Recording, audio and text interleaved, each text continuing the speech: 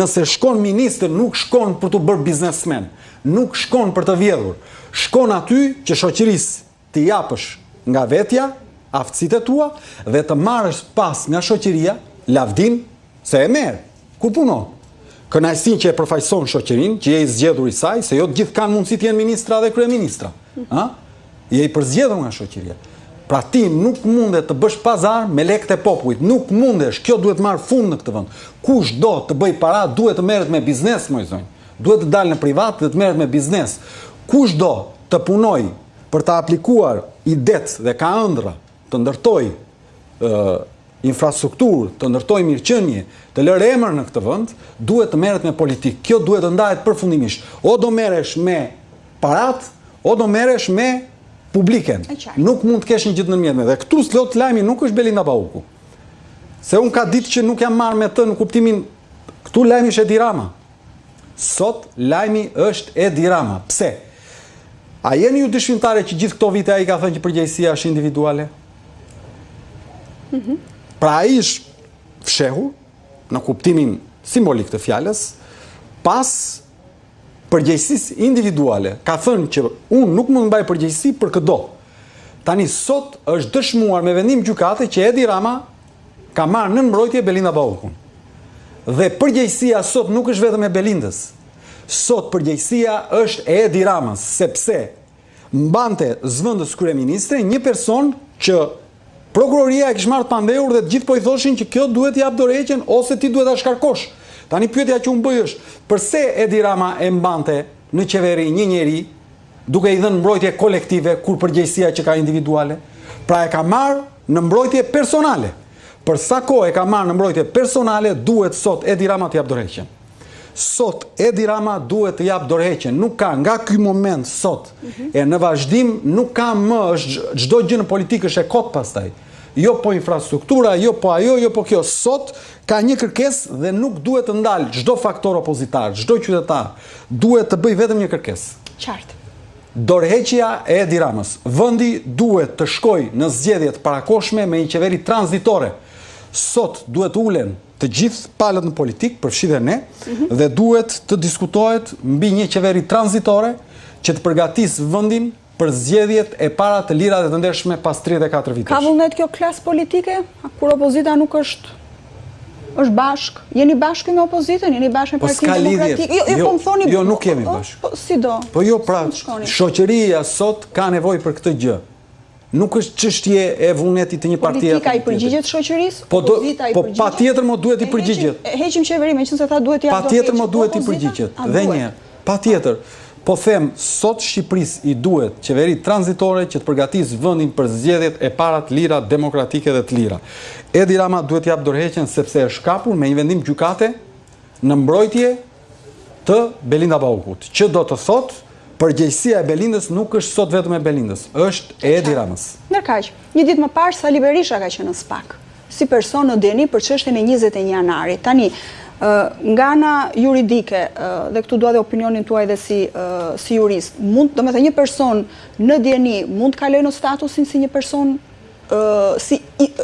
në dyshim i dyshuar për këtë çështje? Patjetër, ka disa faza hetimi, person në djeni, person që i atribuohet vepra penale, person në hetim, person i pandehur, pra ka disa. Domethënë le të themi zoti Berisha për këtë çështje është në fazën e parë. Mund të ndodhë që një person ngelet thjesht person që ka djeni. Mund të ndodhë që i ndryshohet statusi rrugës. Kjo varet në raport me gjetjet që bëhen nga hetimi. Kjo është. Dhe në rihapjen e kësaj dosje, deri ku shkon zinxhiri përgjegjësisë? Majsa ju e keni ndjekur, domethënë a përfshihet këtu dhe komandimi politik? Ajo që unë ditë të them është që duhet me çdo kush të bëhet drejtësi për 4 njerëz që kanë humbur jetë. Po bëhet drejtësi tani? Fakti që çështja është vënë në lëvizje dhe njerëzit po thirren, tregon që po shkohet drejt atij drejtimi. Unë nuk e paragjykoj dot procesin, ajo që di të them unë me vendosmëri të qartë është në këtë vend nuk duhet të vriten më njerëz për politikë. Në këtë vend nuk mund t'i merret jeta një njeriu se mendon ndryshe. Në këtë vend nuk mund të lihet familja pa fëmijën, pa babain, pa motrën, pa vllajin, sepse nuk është dakord me një qeveri të caktuar. Duhet kuptojmë që qeverisja e një vendi nuk është një drejt e Zotit. është një mandat që ta jep populli dhe në një moment të caktuar një pjesë e popullit mund të kërkojë të ta heqë ose i gjithë populli mund të ta heqë. Në këtë drejtim nuk mund t'i merret jeta për asnjë arsye një qytetari. Kaq dhe kush e bën këtë gjë duhet mbaj përgjegjësi nga i pari te i fundit. Po të shkoj deri aty sepse 20 janari ka 14 vjet që ka ndodhur dhe ja ku jemi tashmë në 2025 flasim sërish për 21 janarin. Tani, kjo pika ose pjesa ka shumë të errta kjo dosje, për sa i përket urdhrit, kush e ka dhënë urdhrin, nga kanë dalë plumbat, domethënë, a mund të hetohet një ish kryeministër edhe nëse nuk ka dhënë një urdhër të drejtë për drejtë, nuk ka diçka, nuk ka të shkruar, sepse nuk ka një urdhër të shkruar. Dhe një, aty, ndaj gjatë hetimit personat kanë status të ndryshëm. Nga ai që ka dieni deri te ai që merret i pandehur, është një tërësi hapash procedural. Sigurisht që aty duhet të thirren që të gjithë edhe personat politik, pa diskutim, në gjykimin tim duhet të thirret dhe kryetari i opozitës aty, personi që organizonte protestin. Po zoti Rama. Po zoti Rama. Po duhet, sepse është subjekt që ka qenë dhe ka pas dieni për protestën. Në këtë drejtim, kjo është një fazë që unë nuk e paragjykoj dot, se unë nuk kam dieni mbi themelin e provave në dosje, por rreshtohen fuqimisht në krah të familjeve të personave që kanë humbur jetën dhe është një fakt që duhet të arrihet të bëhet drejtësi, sepse shiko, nuk lidhet drejtësia me emrat përvetshëm. Këtë ta them si njëri që njeh mirë ligjin. Nuk është çështje emrash, kjo është çështje. Po ndaj duhet të ndrojë dhe ndaj Shqipëria ka ardhur keq deri sot. Ne duhet vendosim standarde dhe këto procesesh janë procese që vendosin standarde, sepse nëse bëhet drejtësi për 11 janarin, 21 janarin, më fal, çdo njeri që do të vi më pas në politik, apo në drejtimin e gardës e me radhë, do të jetë shumë herë më i kujdesshëm në raport me ligjin, sepse do të marrë mesazhin që pavarësisht sa kohë kalon, 1 vit, 2, 3, 10, 15, një ditë drejtësia bëhet. Dhe kjo është gjëja më e rëndësishme. E njëjta gjë dhe te korrupsioni. Të gjithë duhet kuptojnë, nëse duan të hyjnë në politik, duhet ta kuptojnë që ditën që hyjnë në politik, duhet ta mbledhin mendjen që hyjnë në atë zyrë për të mos bërë korrupsion.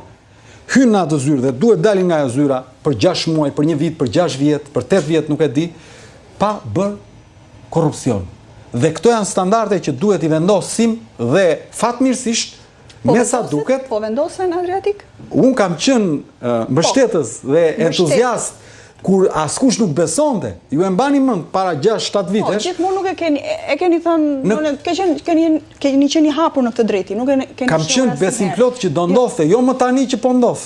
Po ndodh. Do me thënë, a mund të shkoj SPAK deri tek Edi Rama për çështën 21 janari? Ka shkuar SPAK te Edi Rama.